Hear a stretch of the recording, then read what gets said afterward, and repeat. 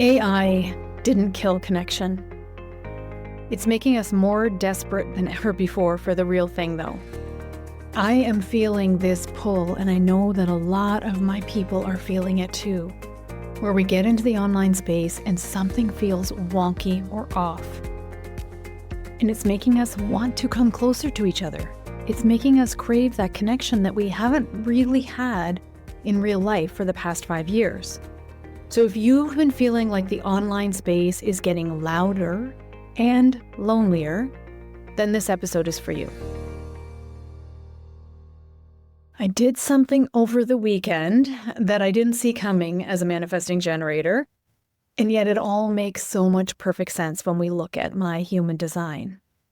I opened another retail store and had a lot of conditioning on myself still about that Manny-Gen thing of sticking to one thing. That's not what we're going to talk about in this episode, but I will unpack it with you another episode. For today, I want to talk with you about the why behind me opening this and the drive that I felt inside of me to be in person again. After the last 5-6 years of helping people build businesses online, I was feeling such a pull back towards real life connection, and I couldn't ignore it anymore. I'm a 2-4 profile in human design, and that fourth line need for community and connection is real. And yes, we can absolutely have that online. I feel that with you here as you're listening to this podcast. I feel that with people in my community online, and I'm craving it in person again. So when you look at the data behind this, and I'm going to share some of that with you today, you're going to see that it's not just me, it's not just you who's feeling this pull towards in-person connection. It seems like we're in a bit of an online plateau, and that could be a good thing. We know that in the fall of 2025, we have seen launches, online launches, for the most part, not doing as well as they've done in the past. And I don't think it's that the programs aren't working, that the courses aren't valuable, any of those things, or people maybe are tired of those things. I really think it's the launch mechanism. We have fallen into this pattern of repeating these same launch mechanisms. I know for me, the launch mechanism that I've been using isn't really the one that my sacral is lit up for, that my design is driving me to try. I have been fighting myself with that. And people are just tired online. Who wants to spend 3 days in a masterclass and doing all of this homework and stuff? We're tired. So this online plateau, in my view, is not a crash. It's an invitation for us to do business differently online yet again. And if you're here and you're building a business in the online space, then you are used to adapting. We know that in human design speak, business is third line. That means that we have to bump around with business. We have to bump around with life. We have to bump around and find out. And we're going to get bumped back. And right now as online entrepreneurs, I feel like we're getting bumped back a little bit.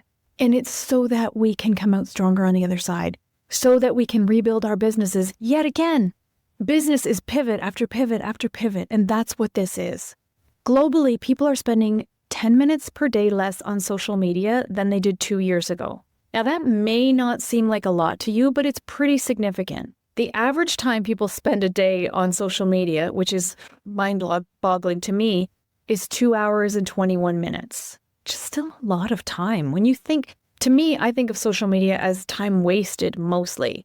It's numbing, it's scrolling, it's trying to be entertained, inspired. I don't know what it is, but to me, it doesn't feel like a place that I want to give 2 hours and 20 minutes a day. So that's still strong. Social media is still strong, but we're seeing a flattening and even a decline. And we're seeing a decline more in younger people than older people. For people who are 55 to 64, the data shows that they're actually increasing their time a little bit on social media. So I don't know what's up with that. Not to say that I love that at all, but it's interesting. Instagram is still strong, but it's not climbing the way that it used to.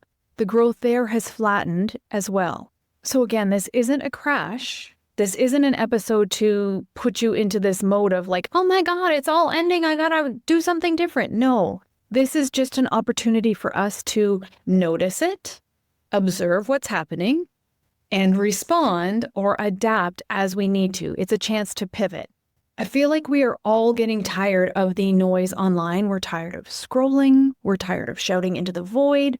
We're tired of trying to decode the algorithm and win against an algorithm that seems to change week by week. I don't know about you, but like, I'm tired of learning new things. I see that trial reels come out, edits comes out, all of these things come out, and I'm like, I just don't care that much anymore. I had a lot of responses. I sent an email out yesterday about the changes that AI particularly is driving in the online space, and we're going to talk about that here. And I asked people to reply and let me know how they're feeling about it, entrepreneurs to reply and let me know how they're feeling about it. And it wasn't just me. I have gotten a lot of responses already, and just in less than 12 hours since the email went out, saying, you know what, I'm feeling this too. I feel like I'm continually pivoting my business in this social media space. I feel like I'm yelling. I feel like I'm lost in the noise. It's lonelier than ever before. What are we going to do about this? So I know that I'm not alone. We still want connection, obviously. We are wired for connection, but we're not finding it the same way we did 5 years ago when we all went online. Yes, some of us were online before that, but not to the degree we're online now. And there's something coming. There's a shift coming. And there's a paradox with AI. It gets really interesting when we start looking at the stats for how AI has, I believe, driven us more towards this in-person connection that we're craving. While our time online begins to flatten, AI use is exploding. 88% of organizations say that they use AI in at least one part of their operation or their business, and 88% of marketers say that they're using AI daily. And yet, of course, trust is declining. Buyer trust is at an all-time low. You know, I sat in a discussion with a panel at PodFest on AI use for course creators. And there was someone there who created an entire course with AI. He bragged that he did not write one word of this course. The entire thing was written by AI. And then he further bragged that he sold that course and made over $100,000 on that course, and he didn't put in any work. This is a problem. This is a problem in the online space. I also talked with a friend this week who purchased some sort of a challenge or a course. I'm not sure what it was. It was $27, not a big amount of money by any means. But she purchased this and she said, Vickie, there are AI tells all through it. It says, insert link here, or whatever chat language is using. She's like, it literally is a ChatGPT dump of information that I could have gotten myself by asking ChatGPT, and he's charging for it. And when she brought it to his attention, he didn't even respond. So no wonder buyer trust is at an all-time low. We feel that in the online space. And we, as intentional entrepreneurs, get to fix that. PEW research found that people around the world are more concerned than excited about AI's impact on humanity. And I'm just going to flat out say this is where I'm at with it. I'm tired of trying to make it okay. I'm tired of trying to say, oh yeah, but it might not be the end of humanity. I really think there's a problem here with this AI usage. We are losing our humanity fast. We are losing our ability to think.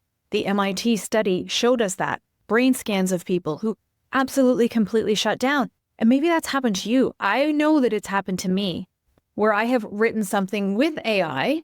I'm always giving it a bunch of information, asking it to streamline, and then me streamlining again and back and forth. It's never something that AI actually writes. Even in that process, I can put all of that through, and then the next day I challenge myself to go and read that thing, and it doesn't sound like me.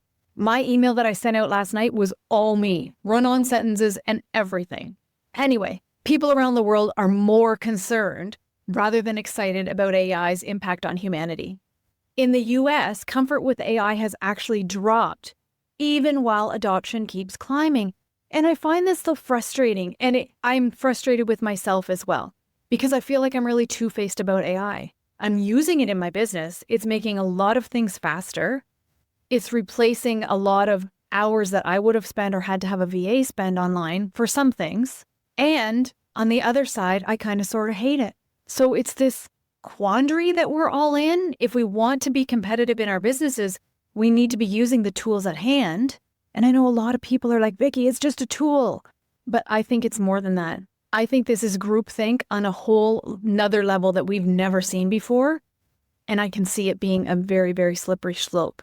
We love the efficiency, but we don't trust the machine when it comes down to it. And that mistrust is pushing us back towards human connection, which could be a good thing. Maybe that's what AI is going to do in the long run. Maybe that's the point of it. Rather than destroying humanity, maybe it actually drives us closer to each other again. Because when every caption, every email, every video, every image could be AI generated, what becomes priceless and irreplaceable? Authenticity, which is a word we love to throw around, your real voice, and something or someone that people can feel into, sink their teeth into. In one of the studies I was reading, and no, I'm not a one-line profile, but my 1648 is going really strong on this. A large percentage of people, I can't remember the percentage, I'm sorry, but they responded that they think that it's really important to know whether something is AI generated, like an image, a video, a post, a caption, whatever it is, but that they don't trust themselves to be able to tell. And I'm going to ask you here as a listener, can you tell when something is AI generated? For me, I have a really, really strong feeling in my body. In Content by Design right now, we went through this 5 stages of awareness training a few weeks ago. And it's something that really kind of brings entrepreneurs to their knees going, oh my gosh, I'm actually missing out on about 70% of the people who could be coming into my world because I'm not talking to them where they're at. Cole's notes for you here as a listener is that when we show up speaking about a solution all the time and people don't even know they have a problem, we have a problem in our content. So we've been doing a lot of work on that. This module is landing really hard with people and they're still into it 2 weeks later. But what's happening is that they're putting it through AI. And then they're posting a wall of text in the group for me to look at and tell them, decipher the information from AI just to see if it's right for their business. And I put that right in air quotes. And I can't even see the wall of AI text. I cannot make my eyes read it. It is so weird. It's the weirdest thing. But that's happening to a lot of people. And if you go back to the Conscious Creation in the Age of AI series that I aired in the summer, a lot of the entrepreneurs were saying that. I feel it in my body. I have to keep myself grounded while I'm using this tool. What kind of a world are we living in that's what we have to do? But businesses are catching on. And we are returning back to the tangible things like in-person connection.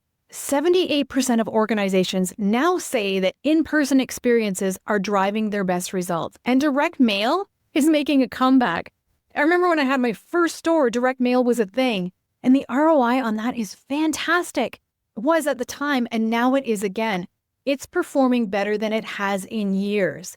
The ANA, the Association of National Advertisers, found that when they pair direct mail, with digital advertising, it can improve response rates by over 60% and lead generation by over 50%. That's massive, massive. Oh my gosh, I wish I could remember the ROI that I had with direct mail in the store back in the day. It was phenomenal. And what was even more phenomenal was how it made people feel when they would get a birthday card from us at the store, when they would get a coupon in the mail from the store, when they would get a postcard for our next big event with a special invitation. You cannot replace the way that makes someone feel, especially in this age of AI. Analog is having a renaissance. Premium magazines are coming back. Newsletters are exploding. I have seen some multi-7-figure, took me a second to think about that, multi-7-figure entrepreneurs are bringing their weekly or monthly newsletters back in a big way, and they're getting great response. And Substack has just crossed 5 million paid subscribers for 2025. So newsletters and your own owned media are huge in this era that we're stepping into, or this next phase of what we're stepping into, whatever that's going to be. We get to create it together as entrepreneurs. We're craving something we can touch, something slower, something real. I know for me in the last little bit, I don't even really want to go and look online at things. I want to have a conversation with people. I am sending so many voice notes lately. I just want to talk to my people.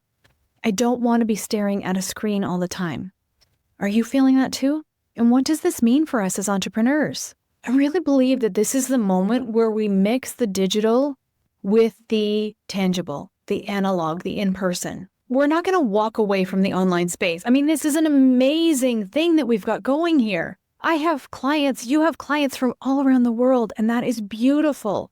But how can we pair it with something offline that brings our brands to life? Maybe you could think about hosting a workshop, sending a handwritten note, popping a little gift in the mail, meeting clients face to face. Layer in community events, retreats, dinners, collaborations.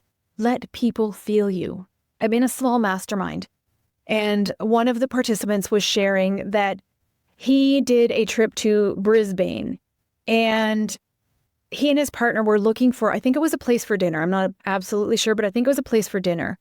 And he said that they noticed that the places that were lined up to get in were places that had both a digital or online presence and in-person stuff going on. Whereas the places that didn't have much of an online presence barely had anybody at their door. So I think that this is a beautiful time for us to be alive as entrepreneurs, for our businesses to be alive, because we get to do both.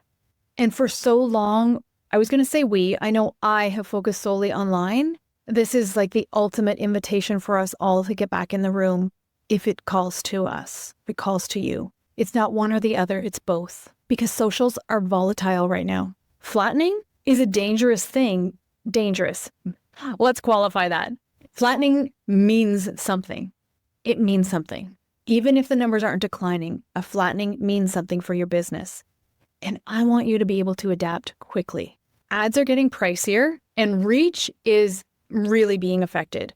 I know I'm in a big mastermind, and probably 90% of the people in there who are posting about their ad spend and their ad results have been grossly disappointed. They've overpaid for ads. They haven't gotten the results that they needed, myself included in my last launch. Meta is playing with AI with the ads as well, AI Advantage ads, and they're not doing as well across the board as the ads used to do. So that's something to be considered. What always converts, what always builds loyalty is relationship. If you are an entrepreneur, you are in the relationship business. Your email list, your podcast, your YouTube channel, long-form content like we talked about a couple of episodes ago, your real-world touch points, that's where you build the trust that needs to be built, or rebuild trust. We all need to be rebuilding trust now in this shamadel that has been 2025. And please don't hear me saying 2025 has been a bad year. It has not. I just really feel like we're being asked to cull it and do something differently moving forward. And how are you going to do that? Lean hard into your human design. That's part of what opening this shop has been for me. In the next episode, I'm going to walk you through opening this retail store, why I did it, the human design signs that I was following, how you can follow your own human design signs. You don't have to be anything other than who you are. In fact, we need you to be more of who you are now more than ever before. This is no time to be a wallflower, my friend. If you've been feeling like it's crazy and you've been waiting for a permission slip to do something differently, this is it. Now's your chance to get in front of this collective shift that we are on the cusp of. That's when it makes sense to adapt, is when you're on the cusp of something new. We're wired for connection, not just content. And your people are longing to connect with you differently now. How are you going to show up for them?